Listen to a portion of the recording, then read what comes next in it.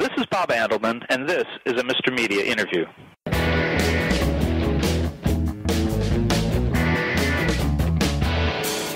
For anyone still mourning the departure of the Far Side and Calvin and Hobbes from your local newspaper's comics page, cheer up. There's a weird new kid on the street, and he'll make you forget about your favorite strips from the last century. LIO is the creation of Mark Tatulli, and he's a fresh brand of weird and wonderful, now appearing in more than 250 newspapers, with more adding the strip daily. If Far Side creator Gary Larson and Calvin creator Bill Watterson had mated, LIO is the character they would have produced. Tatulli's brainchild, LIO, and that's spelled L-I-O, is a young boy who combines elements of Mad Scientist, comic strips, science fiction, and the Addams Family. And get this, LIO never speaks. Mark, thanks for joining me today. Oh, my pleasure. Has LIO ever spoken in the strip? No. Will he? He will. And he never will? No. So, I mean, others around him may speak, and he may get visitations from other comic strip characters, but he'll never actually talk. And, I was talking to a friend whose history of comics goes back even further than mine, and we both came to the same connection. We remembered a character called Henry. Sure. Is that close to LIO's lineage in some way? Well, they're both pantomime strips, what's called a pantomime strip, and those are basically strips that are driven by pictures instead of dialogue. So characters revealed by action rather than words. And, you know, I used to love pantomime strips when I was a kid. Henry's one, as you mentioned, and there's also was Ferdinand, which was, I believe that was not produced in the United States, but it did get circulation here. So Henry was certainly a strip that you were aware of. Oh, yes. And there really hasn't been another one like that in some time. No, not since, like, the 1950s. And I just thought with the space that they dial down to, that they actually allot to comic strips, I thought that it would be fun to do a comic strip that didn't have any dialogue and any word balloons taking up any of that space, so I could, utilize the entire space for illustration. It's great fun on Sundays. Is LIO mute, or is it he just doesn't speak in the strip? Yeah, he doesn't speak. His father doesn't speak. None of the characters really speak. Somebody might, show up that you would expect to speak, like, say, Kathy from the Kathy comic strip, or, maybe Calvin and Hobbes or something like that, but, and you would expect them to speak because they speak within their world. But within LIO's world, pretty much nobody speaks. There's sound effects, and there's, billboards and so forth, but there's no actual dialogue. Have you ever, in the time you've been doing this strip, have you had an idea, you woke up in the morning or in the middle of the night, or you're in the shower, wherever you get your ideas, you've had an idea for the strip that would have required him to say something, and then you went, oh, and you slap yourself on the head and go, oh, that's right, he doesn't talk. It's not going to work. No, because I don't think that way when I do these strips. It's all visual, and so my brain is just switched in that mode. It's odd because I do have another comic strip called Heart of the City, and it is dialogue-driven or script-driven, and I hear their voices, and they, I put them in situations, and I see how they react, and there's dialogue.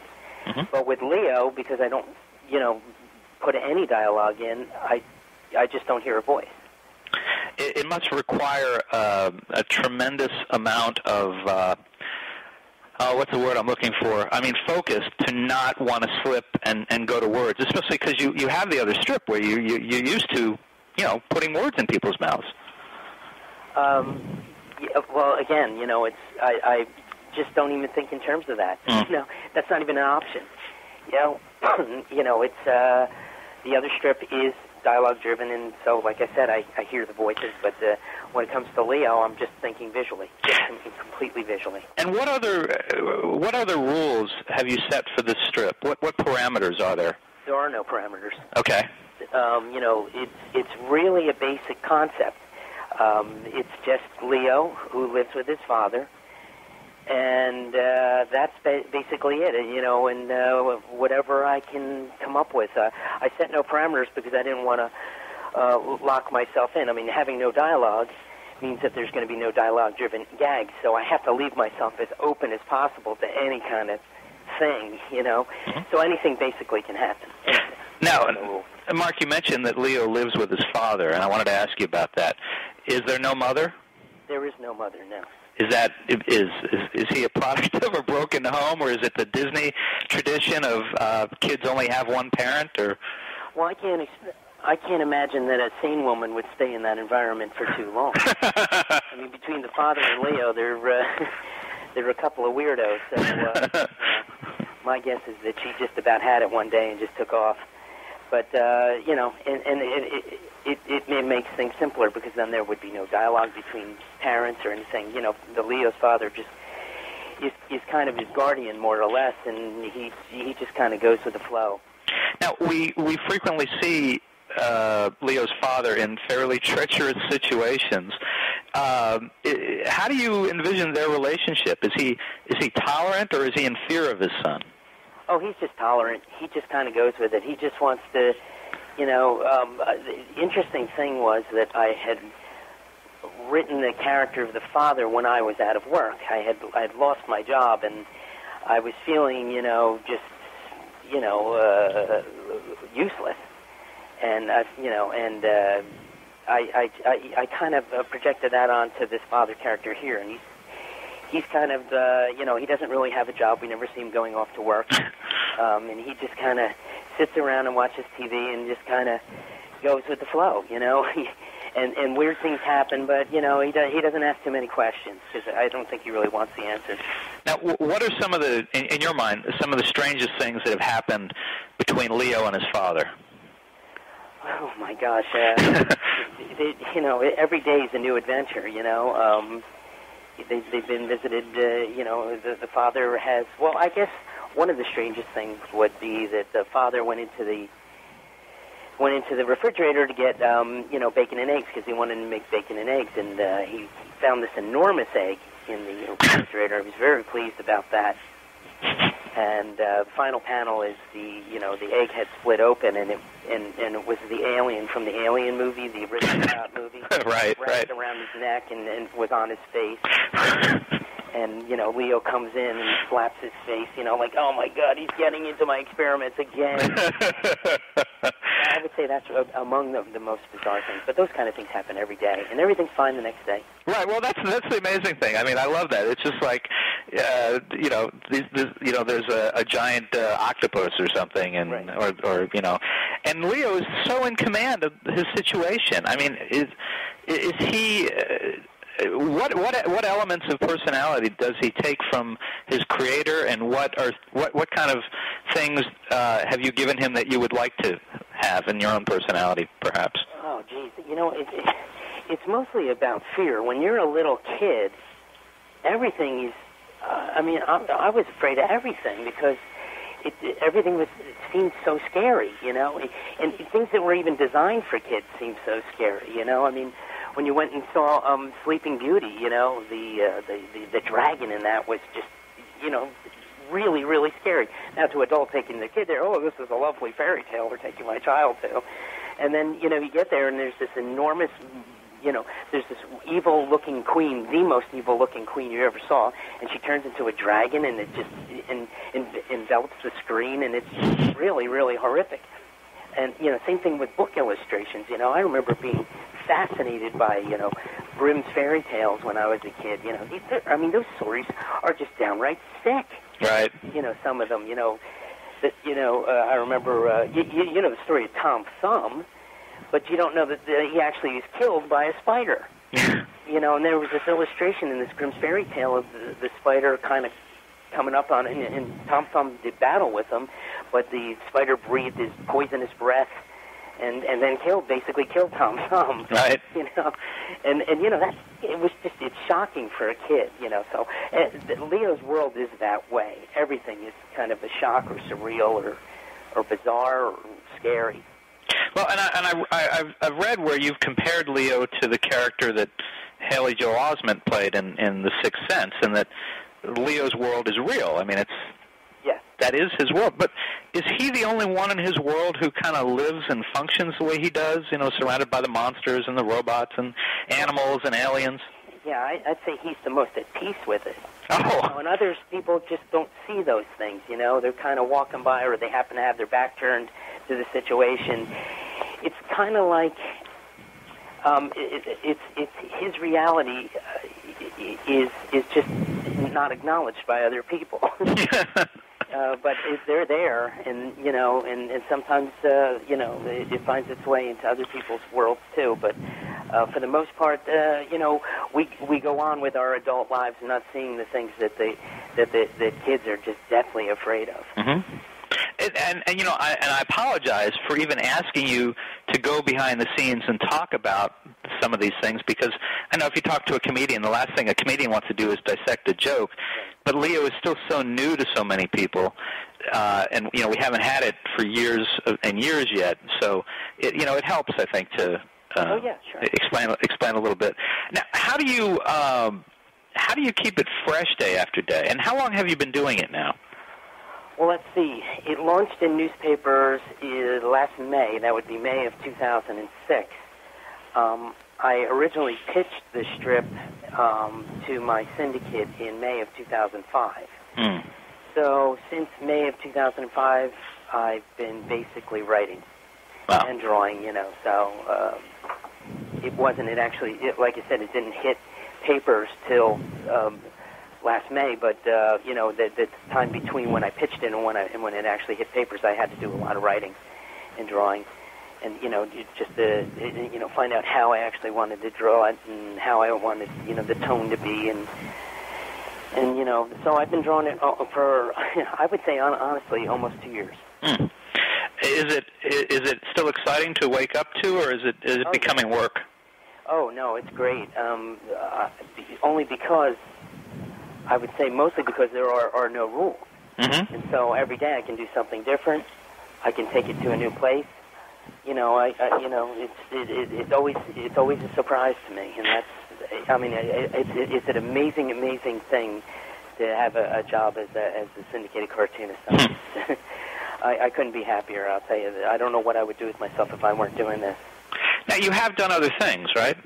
Yeah. What else have you done besides Heart of the City? I started working in the film business when I was like 19, and I worked in every aspect of production. I did shooting, I did directing, I did editing, and then film kind of segued into video, and then I made my way into 3D animation and that kind of stuff, and doing graphics for commercials and television shows, and I also was a post-producer for a bunch of different reality television shows. Mm. But always on the side, I did comics. So it's interesting that a lot of comic strip artists, they start doing it, from their early 20s, and they haven't really done much of anything else. And you're coming at it a little bit differently. You've worked in these other media. You have that exposure and that familiarity. Yeah, I'd say the majority of cartoonists that are syndicated had other things to do or still do. I'd say that the ones that get lucky and come out of the chute with a syndicated comic, I'd say that's the exception rather than the rule. Mm. Okay. Now, I'm just curious. Do you have children? Yes. You do. What do you have? I have 3 kids. Oh. Their ages are, my oldest is 17. My middle child daughter is 15, and my youngest is 12, soon to be 13. An endless source of inspiration, I guess. Yeah, well, they're not as weird as I am, though. How do they respond? Because this is such a different strip from Heart of the City. How did they respond when they first started seeing LIO? Were they surprised what was coming out of Dad's mind? Oh no, they know I'm bizarre. Oh. They were wondering what took so long. Really? This is just the side of my personality that just never made it into Heart of the City. Sometimes it did.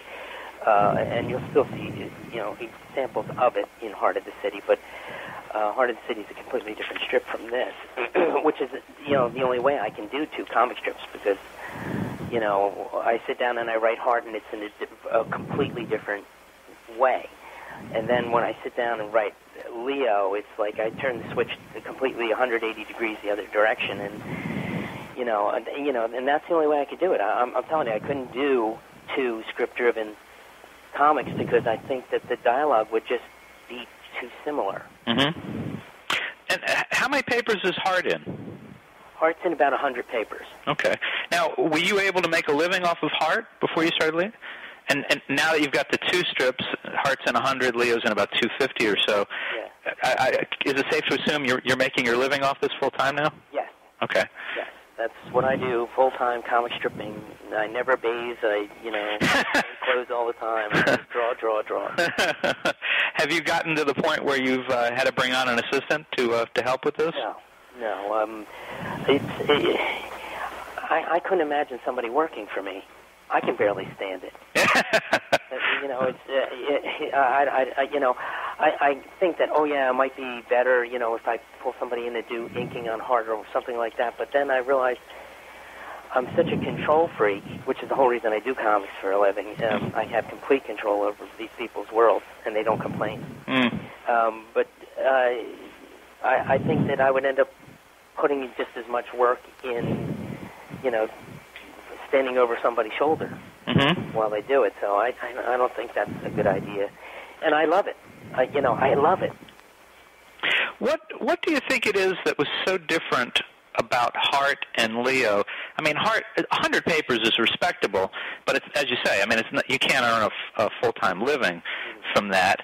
And then LIO comes along, and inside of a year, I mean, it's just exploded. What do you think that you learned from doing Heart, or why did one explode and one is more of a modest? I don't know. That's the great unknown. I mean, if we knew that, we could all do it. You could sit down and do it, and the guy across the street could do it. I mean, you just don't know. What you have to do is just be truthful to yourself and write what you know. You heard it a million times, and you throw it out there and hope it works. You can't overthink this stuff too much, or you can't say, oh, well, what does the market need? Because it doesn't work. That always fails. Maybe not always, but, it's really, really difficult in the comic strip business to streamline a comic strip to what you think the market wants. You just kind of, what I wanted to do, like I said, was sit down and bring something that I felt was different to the comics pages. Something we haven't seen in a while was a pantomime strip, and something with a little bit of a darker edge.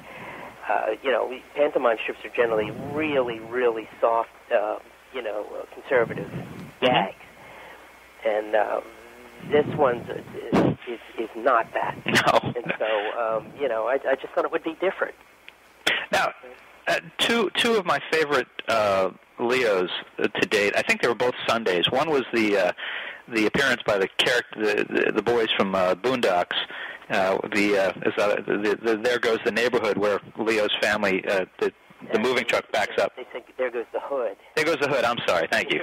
Yes, and then the one, and it's and you have to help me with this because I don't have a stack of them in front of me, but it was also a Sunday strip, and I think LIO was using a spy scope to like peek into another strip, like. Right, and was that the one that was turned sideways?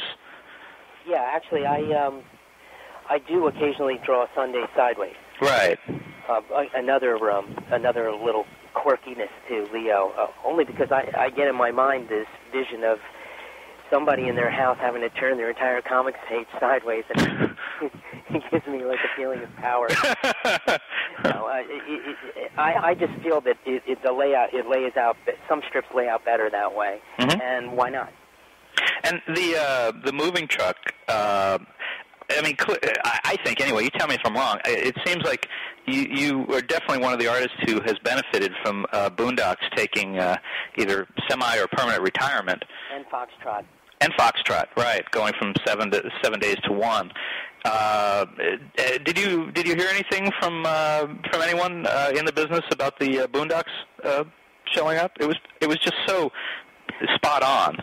No, Aaron Magruder is off doing his Hollywood thing. I don't think he talks to anybody. I think he's just totally wrapped up in doing his show. So he, I doubt that he even saw it. I mean, somebody may have shown it to him, but didn't hear anything from him.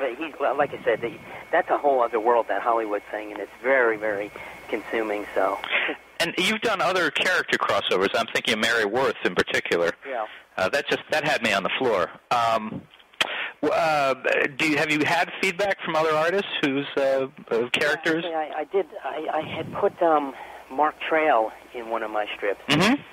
Leo was playing with a box of mice, and one of the mice chewed through the corner of the panel and made his way over to Mark Trail's panel. And Mark Trail was up on the chair screaming, holding his pants up, in a classic, I'm afraid of mice pose. Right. And I got contacted from the guy that draws Mark Trail. I'm not familiar with his name right now, but his accountant contacted me and wanted a copy of that signed. Actually, I'm going to send him the original. I just haven't done it yet. I'm just so busy. That's on my list of things to do. I also heard from Jeff Keane when I had done a knockoff on Family Circus. I had, little Billy does that thing where he runs all over the place, and there's a little beeline behind him. Leaving the footprints, right. Right, and he has made his way over to Leo. And Leo packed him up in a box and was shipping him off to the Home for Wayward Boys. He wrote to me. Two other more modern strips, Get Fuzzy and Pearls Before Swine, frequently break that wall, crossing into other strips. Is there a danger of, at any point, of there being too much of that, or I never get tired of it, but. Right. Yes, I agree with you. Yes, it does. It can be overdone, and I've been kind of stepping back from that a little bit. Because first of all, it's not a bottomless pit. Right. You can't. You can only do so many comic strips, and you can't do comic strips that are unknown to the general public. So there's like a handful of comic strips that you can rip on. Mm-hmm. Yes, I try not to go to the well too often. For some reason I'm drawing a blank. I had interviewed Patrick. The fellow who does Mutts. Oh, Patrick McDonald. Patrick McDonald for a biography of Will Eisner 2 or 3 years ago, and he was telling me that his Sunday strip is pretty much always a tip of the hat to some artist or some other strip, but not in the same way that you and. Yeah, he has a what they call a throwaway panel. Right. That they use as a space filler, and he always gives a nod to some artist, not necessarily always a comic strip artist, but it's some artist in that first panel, mm-hmm. where you would see the title Mutts. Right. Okay. Yeah. And that's more of an homage. How do you feel about this? I've heard this from several artists over the years, and it's no big secret that there's a younger generation of artists that's not real happy about how some of these older strips are being kept alive on life support, and they keep eating up space on these newspaper pages that continues to shrink. Do you have any thoughts on that yourself, as someone who's got 2 strips and one particularly on the rise? How do I feel about? You mean dead cartoonist strips? Yeah, basically, yeah. Well, if they want to quit, that's okay with me. But as long as the reading public wants to see it, what are you going to do? I mean, syndication is a business, and as long as the newspapers are willing to pay for them, there's not much you can do about it. And then, and the reading public wants to see them. That's what are you going to do? I mean, I wouldn't pass on my comics to anybody because I don't think that anybody can do it. Mm-hmm. They're not those kind of strips. They're very, very much mired in my personality. So I don't think, I mean, they could do it, but I don't think it would be the same thing. But, you know, like I said, syndication is a business. As long as the newspapers are willing to pay for it and the readers want to read the older strips, then that's just the way it is. You know, you got to find a way around it, and that's, I think, giving newspapers something that they want to print more. See, I mean, the thing that I guess it's Berkeley Breathitt who was the first to really speak out against, well, in favor of having the dead cartoonist strips be pushed out of the way. But the thing that I always felt, up until recent, just the last couple of years, was there hadn't been enough strips that had really come forward to make the case that these should replace the older ones. You know, there've been a lot of strips. It's moot. I mean, yeah. What's the point of, you know, complaining about it? I mean, first of all, nobody listens to cartoons anyway. You know, we can rip on them in our own strips, and you know, and people will agree with us and so forth. But that's about all you can do. I mean, you know, newspaper editors are going to do what they want, and syndicates are going to continue to syndicate, you know, dead cartoonist strips and repeat strips.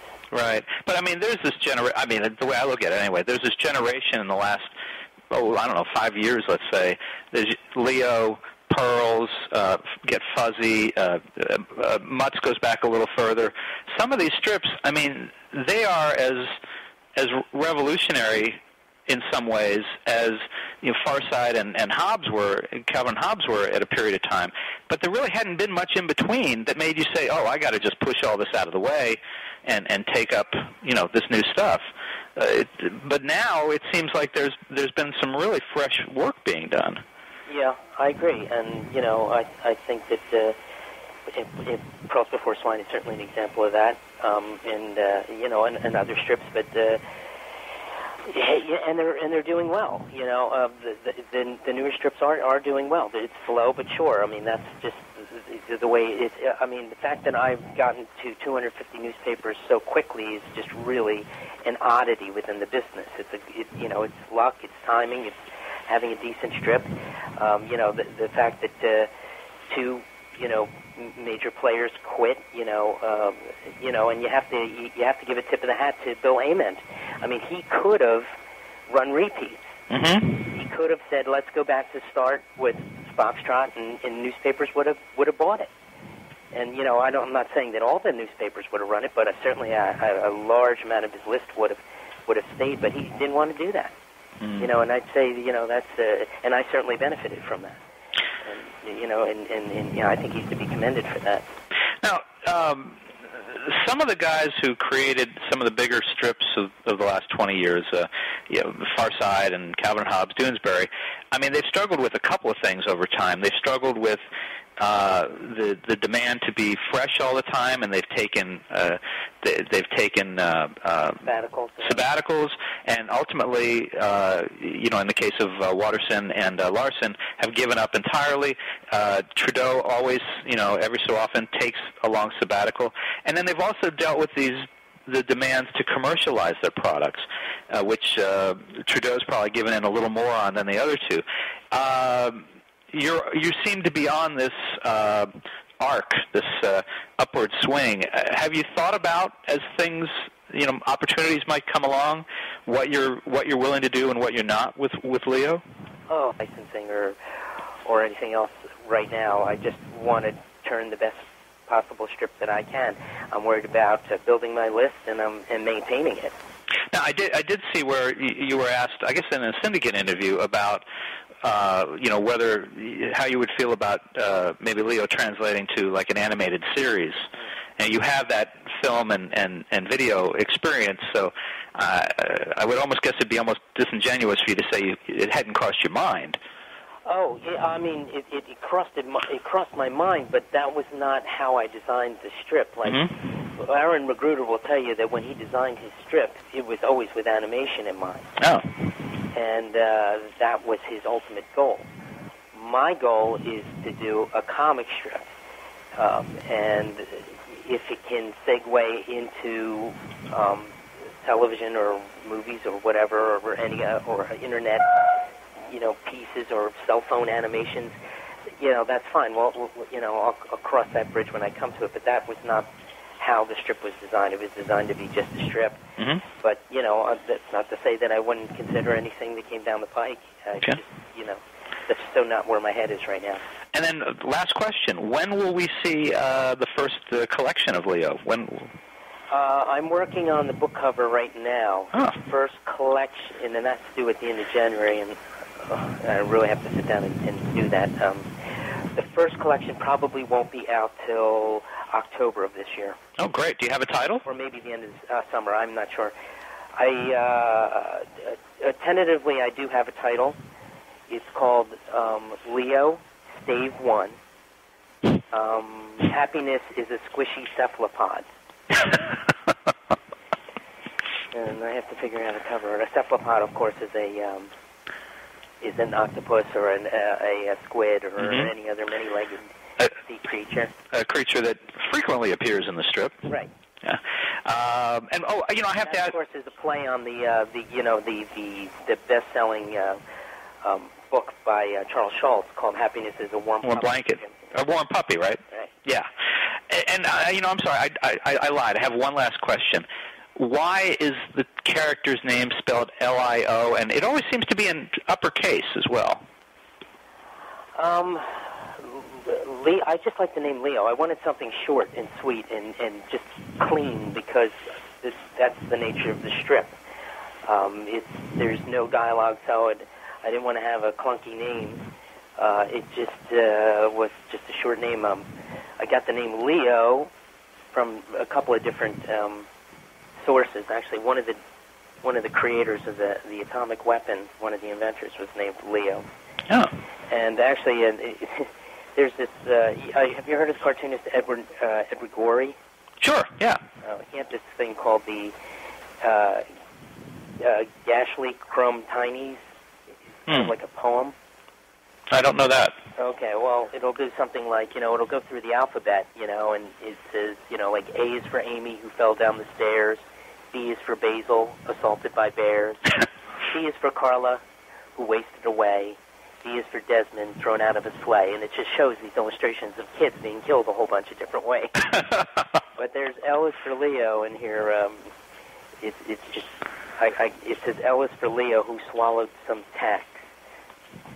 And, that cinched it for me. If Edward Gorey can use Leo, so can I. And but I chose a different spelling only because I think it sets it apart. It makes it, and it just has it has almost like a foreign look to it. And the whole concept is pretty foreign to the comic stages right now. Anyway. It's very European. I mean, in a lot of ways. Well,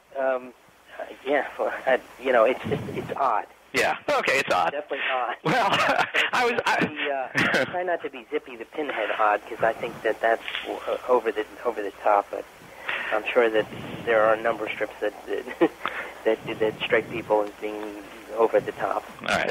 I just wanted on record that I said European and you said odd. That's all. I don't want to be blamed for odd or suggesting the Europeans are odd. Mark Tatulli, thank you so much for participating in this Mr. Media interview. We appreciate your time and look forward to many, many years of great Leo strips. Oh, well, thank you very much. I hope so, too. Thank you. For more original interviews, surf over to our main website, mrmedia.com, mrmedia.com.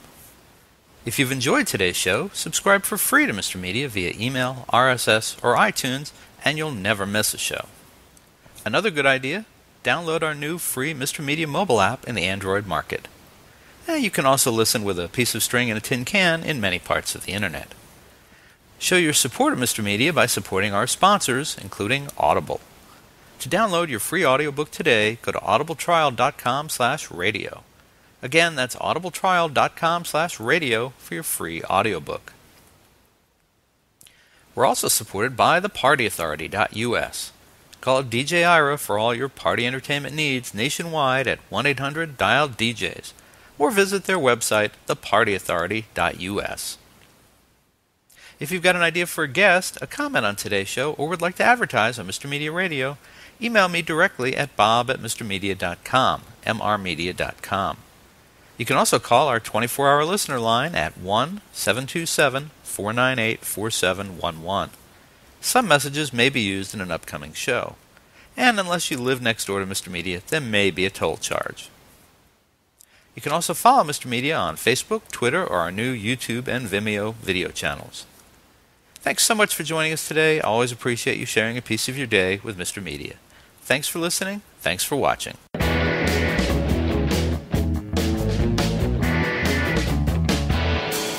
Hey, this is Larry Thomas, the Soup Nazi from Seinfeld, and I just want to say, no soup for you, Mr. Media! Hey everybody, this is Bob Andelman from Mr. Media.